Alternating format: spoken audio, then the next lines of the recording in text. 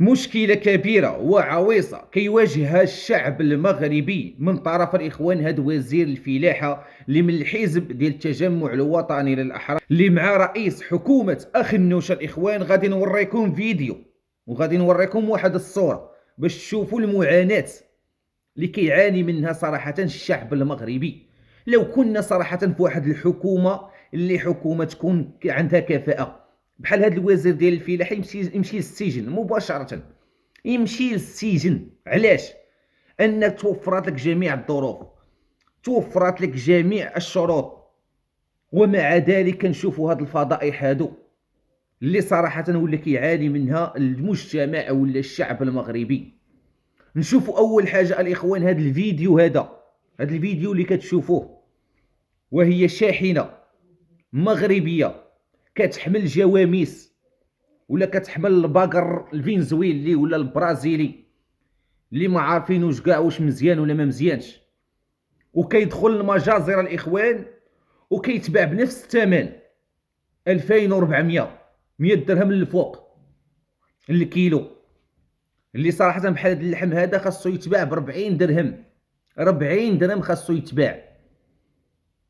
عندنا في البرازيل الاخوان كيتباع ب 35 درهم، اذا في المغرب خاصو يتباع ب 40 درهم 45 درهم.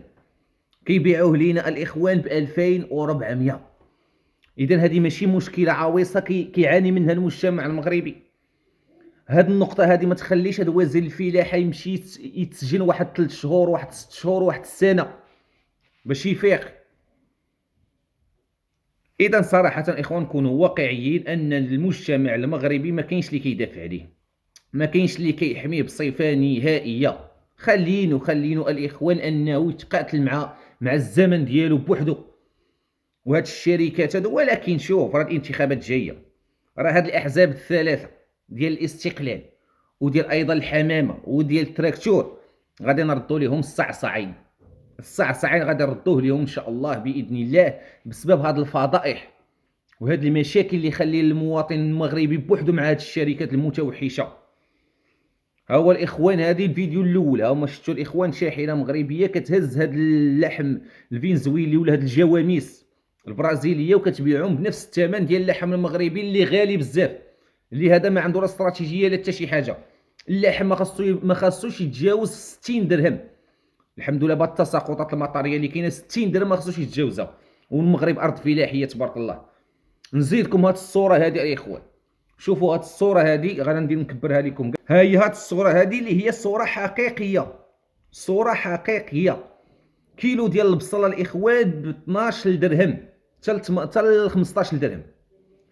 الخيزو ب 10 دراهم. كيلو ديال الفلفله ب 15 درهم. ها هي 2 كيلو في كيلو في كيلو تقريبا الاخوان راه كاينه 45 درهم تما. اذا صراحه هذه ماشي فضيحه، هذه ماشي وزير الفلاحه خاصو يتعاقب عليها. الشتاء كلشي طاح، كلشي الخير كاين، كلشي كاين، ثاني نشوفوا هاد الفضائح هادو 25 درهم 10 دراهم 15 درهم. ايوا صراحه ما كاينه لا معارضه لا حكومه لا حتى شي حاجه، كلشي فالص، حتى المعارضه صفر، المعارضه زيرو.